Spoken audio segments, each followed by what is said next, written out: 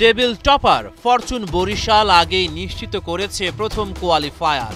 চিটাগং কিংসের জন্য মহা গুরুত্বপূর্ণ খেলা। ম্যাচটা জিতলেই প্রথম কোয়ালিফায়ারে করে নেবে জায়গা। এমন ম্যাচে টস হেরে ব্যাটিংয়ে চিটাগং। পারভেজ ইমনের উদ্যম।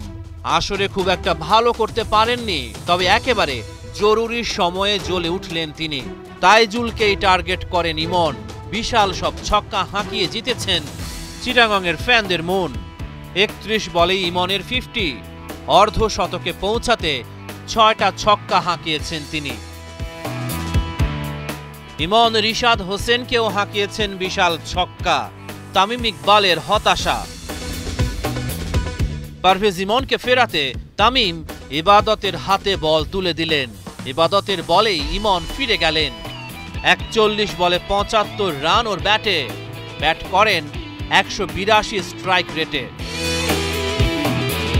শেষ দিকে মাত্র ১১ বলে অপরাজিত ৩০ রান করেন শামীম পাটোয়ারি। ৪ উইকেটে ২০৬ রান চিটাগং কিংসের বোর্ডে। জবাবে বরিশালের কাপ্তান তামিম রানের খাতা খুলতে পারেননি।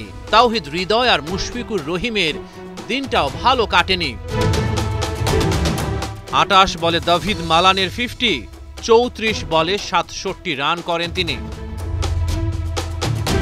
বরাবরের মতোই মাহমুদুল্লাহ রিয়াদ লড়াই রাখেন জারি। ২৬ বলে অপরাজিত ৪১ রান করেন তিনি। তবে বরিশাল শেষ পর্যন্ত ১৮২ রানের বেশি করতে পারেনি।